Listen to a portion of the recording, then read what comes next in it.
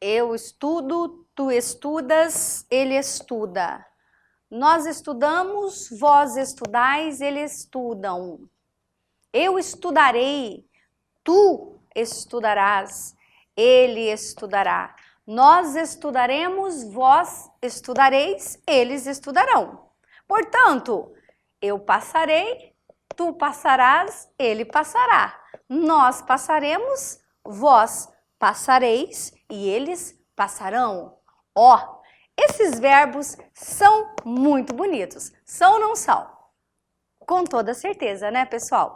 É justamente sobre este conteúdo, né, que nós falaremos hoje. Sobre o estudo do verbo. O que é um verbo, né? O que significa verbo? Qual é a função desse verbo? Primeira coisa que a gente precisa entender é que verbo, ele pode denotar, ou seja, ele pode representar uma ação, então vamos colocar aqui uma ação, ou ainda um estado, ou ainda um fenômeno meteorológico, tá? É o que nós chamamos de fenômeno da natureza, tá bom? Vou colocar aqui, fenômeno natureza, tá? Fenômeno da natureza. Olha só, de novo. Então, verbo é só ação? Não, não é só ação, não, tá? Então, nós temos lá ações. Correr, estudar, ler, comer, dormir, não é isso? O que mais? Digitar, escrever. Nossa, são inúmeros, né, os verbos que indicam ação. Vamos colocar um exemplo aqui. Acordei cedo hoje. Acordei cedo hoje. Qual é o verbo aqui? É o verbo acordei. Perfeito, uma ação. O que mais? Estado. Como assim estado, professora? É estado de... Nós estamos falando de cidades? Não, não. Estado significa justamente o seguinte. Nem todo verbo... Vou pegar aqui os gizes. Nem todo verbo é de ação. Existem alguns verbos que indicam estado, né? Estado que a gente diz estado de alma, que vem assim mais por questão de situação, né? O que eu estou sentindo.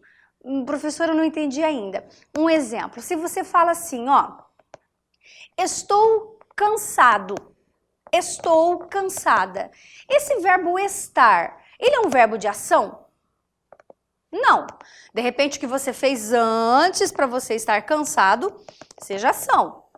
Mas estar cansado não é uma ideia de ação. Por isso que a gente fala estado. Um outro exemplo.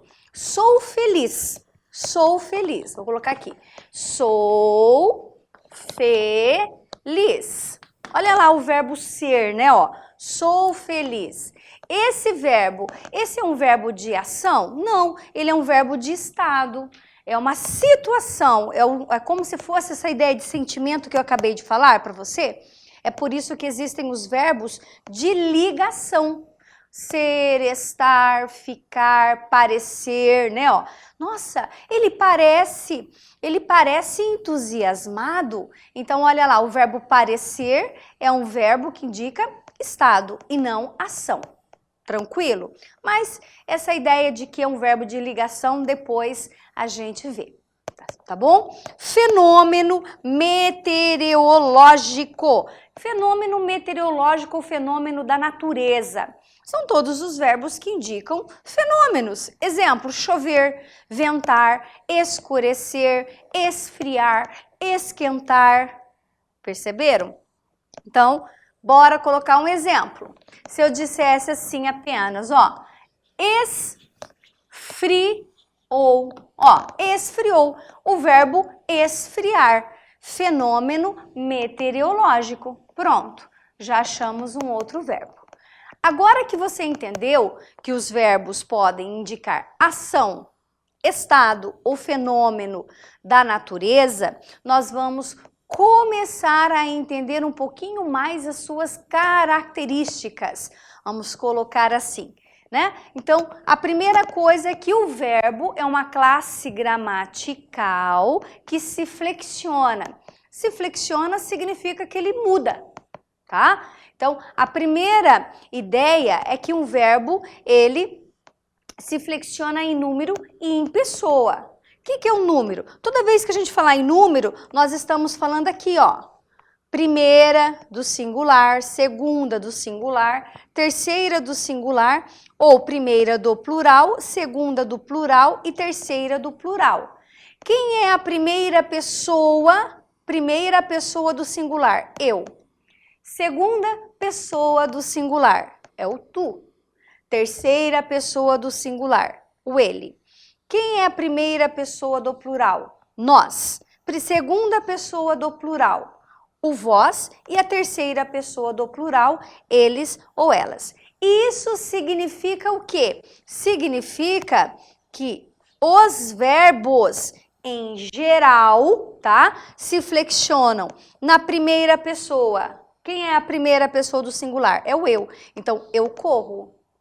Tu corres, ele corre, nós corremos, vós correis e eles correm, tá? Então, se perguntasse para vocês, em relação ao verbo correr, né? Esse daqui, corremos, ele está flexionado em qual pessoa? Ah, professora, corremos é o nós. Nós, primeira pessoa do plural. Então, corremos é um verbo flexionado na primeira pessoa do plural. E se fosse correr, corre, tá? Corre, tá aqui. O corre está flexionado na terceira pessoa do singular. Então, você já entendeu que os verbos se flexionam em primeira, segunda e terceira pessoas do singular ou primeira, segunda e terceira pessoas do plural, tá? Então, essa é a primeira, vamos dizer ali, mudança ou caracterização desse verbo. Mas o verbo... E aí eu vou pular um pouquinho esse lado e eu quero ir para lá primeiro, depois a gente volta, que é mais fácil para entender algumas coisas, tá? O verbo, ele também tem modos diferentes, tá bom? Modos. Por que são modos? Vocês vão entender por que modos. O primeiro modo em que um verbo pode ser flexionado, toda vez que eu falar flexionado, você já sabe, é conjugado. Tudo bem? Tá? Flexionado, conjugado. É um modo indicativo. O que é esse modo indicativo? Tá? Vou até colocar aqui número 1, número 2 e número 3. Tá bom? O modo indicativo indica o quê? Muito mais certeza. Né? Como assim? O que eu quero dizer é que os verbos que são conjugados no modo indicativo, eles indicam uma probabilidade muito maior de serem realizados, né? Essas ações, por exemplo, elas têm a probabilidade de serem realizadas de uma maneira muito mais certa, tá? Por isso que a gente diz que todo verbo que é conjugado no modo indicativo indicam certeza em relação a esse verbo. Tá? Então, ó, exemplo, eu estudo. Eu não estou dizendo para você, olha, talvez eu estude. Quando eu estudar? Estou dizendo eu estudo. E isso é uma verdade, tá? Modo indicativo, certeza, é uma ação ou ainda a programação de uma ação que ela é certa. O ônibus passa às 10 horas. Se o ônibus passa às 10 horas, eu estou usando o presente do indicativo, estou dizendo, ó, o horário dele é passar às 10. Então, esteja no ponto 10 horas, porque este é o horário, correto? Então, ó, modo indicativo, certeza. 2, modo subjuntivo. O que é um modo subjuntivo, pessoas do meu coração? O modo subjuntivo já é a ideia da probabilidade, tá? É a incerteza. certeza. Deixa eu arrumar esse meu E que tá feio. Arrumei. Pronto. É a incerteza, é a probabilidade da ação. O que significa? Ah, não sei, hein, ó. Se eu estudasse, olha a diferença. Se eu estudasse, né, passaria no vestibular. Ou seja, para você passar no vestibular, você precisa ter certeza do estudo. Porque faz parte do processo. Então, quando você diz se eu estudasse, e esse verbo estudar está conjugado no modo subjuntivo, não é tempo, é modo subjuntivo, eu estou dizendo, ó, não tenho certeza. Quando eu estudar significa que hoje eu não estudo, né? Então, pode ser que eu estude ou não. Não é isso? Incerteza. Terceiro modo. O terceiro modo é o modo imperativo. O que é o modo imperativo? Vamos pegar uma outra cor aqui, ó. Número 3, modo imperativo. O modo imperativo é aquele modo que indica ordem, tá? Ordem. Ou ainda um conselho moral muito forte. Então, quando você diz estude, eu não estou falando, olha, talvez você estude aí um pouquinho hoje. Estou dizendo estude. Ou ainda, faça a tarefa.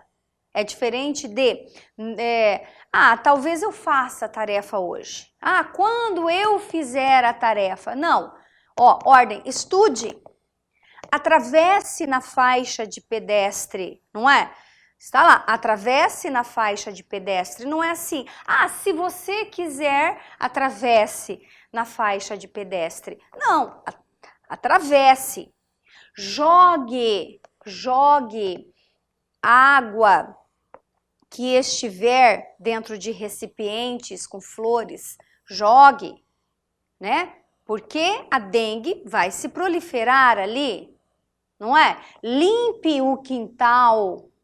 Tá vendo? Então, os verbos no imperativo, eles são muito recorrentes em que momentos? Em momentos em que você vai instruir as pessoas, em momentos que você vai alertá-las sobre alguns problemas, não é?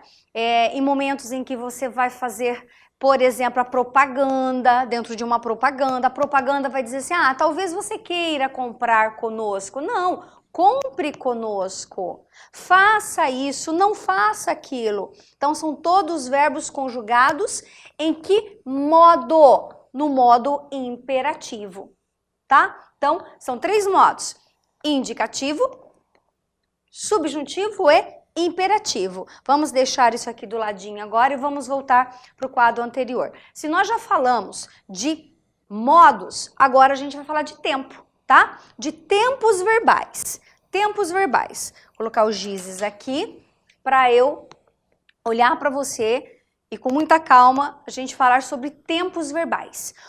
Nesse momento eu quero que você entenda esses 3 tempos. O que é o tempo? O tempo, ele vai indicar assim: momento da fala, exato, momento anterior à fala e momentos posterior à fala. E isso vai indicar o quê? Presente, agora, pretérito, que é o mesmo que passado, e futuro é algo que ainda está por acontecer, tá? Então, olha só, tempo. O primeiro tempo é o tempo presente. Então, presente é toda ação que acontece, portanto, no momento. Tá? Momento. No momento da fala. Então, eu estudo. Ó, eu estudo. Presente, eu estudo. Ok? O pretérito é um momento anterior. Anterior à fala. Se é anterior, já aconteceu, tá? Esse pretérito é o que muita gente chama de passado, tá bom? Vou até escrever aqui, ó, passado. Mas hoje em dia não se fala mais passado, porque é feio, tá? Passado. Se fala pretérito. Olha que coisa linda, tá? Pretérito. O pretérito perfeito, né, ó? Pretérito perfeito, eu estudei. Ó, eu estudei. Imperfeito, eu estudava. E o pretérito mais que perfeito, eu estudara. Estudara. Cadê esse ladinho aqui para vocês, tá? Ó, pretérito, que é passado, ele é dividido em 3. Pretérito perfeito, imperfeito e mais que perfeito. Pretérito perfeito, tá? Ação que começou no passado e terminou no passado. Aliás, todo pretérito são ações que terminaram no passado. Só que a duração dessas ações é que varia um pouco, tá? Então, ó, eu estudei gramática há muitos anos. Eu estudei, tá? Ela estudava gramática. E ele estudara gramática. Eu estudei, tu estudaste, ele estudou. Nós estudamos, vós estudastes, eles estudaram. Eu estudava, tu estudavas, ele estudava. Nós estudávamos, vós estudáveis e eles estudavam. Eu estudara, tu estudaras, ele estudara. Nós estudáramos, vós estudareis e eles estudaram. Tá vendo? São esses os verbos. Agora eu tenho verbos conjugados no futuro, tá? Ó, futuro. Se é futuro, é uma ação, o quê? Posterior à fala. Posterior. Por que posterior? Tá? Que ainda acontecerá, tá? Então, esse aqui é antes, quer dizer, presente está aqui, antes é passado e depois é futuro, tá bom? Então, o futuro. Dentro do futuro, nós temos duas ramificações. Eu tenho o futuro do presente e o futuro do pretérito. Futuro do presente é o rei. Então, é estudarei. E o futuro do pretérito é o ria, estudaria.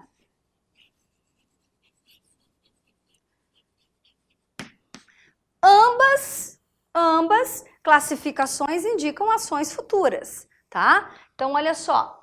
Eu estudarei, tu estudarás, ele estudará. Nós estudaremos, vós estudareis e eles estudarão. Aliás, hashtag fica a dica, a ideia do tá? Sempre futuro, estudarão. Eu estudaria, tu estudarias, ele estudaria. Nós estudaríamos, vós estudaríeis e eles estudariam. Ok? Então, aqui a gente fechou. É óbvio, pessoal, verbo a gente estuda uma vida inteira, tá? O verbo a gente estuda uma vida inteira. Então, o que tem que ser feito agora? Conjugar verbos, observar como esses verbos se comportam, né? Nas orações, nos textos, tudo bem? Então, tem que assistir essa aula aqui várias vezes e treinar conjugação de verbos. Para a gente falar em conjugação de verbo, faltou justamente só relembrar as conjugações verbais, tá? Lembram-se que ficaram essas plaquinhas? Aqui, ó, conjugações. Super simples, nada de difícil. Um verbo pode estar conjugado, pertencer à primeira conjugação. Quando é que ele pertence à primeira conjugação? Quando ele termina em ar, tá? Ó, viajar, cantar, que mais? Terminado em ar. Comprar. Verbos pertencentes à segunda conjugação são verbos em er. Correr, que mais? Comer, ceder. E verbos pertencentes à terceira conjugação são verbos terminados em ir. Partir, sorrir, colorir. Aí alguém pensa assim, e os verbos terminados em or? Não tem, professora, or? Queridos, não tem terceira e quarta conjugações, tá? Não existem essas conjugações, né? Os verbos terminados em or são aqueles que bebem na fonte dos verbos da segunda conjugação. Por exemplo, o verbo pôr. O verbo pôr vem do verbo poer. Vocês sabiam disso? Poer cai aqui, ó, segunda conjugação, tá? Então, repito, verbos de primeira, segunda e terceira conjugações, é só você observar se eles são terminados em ar, er ou ir. Agora sim, a gente terminou.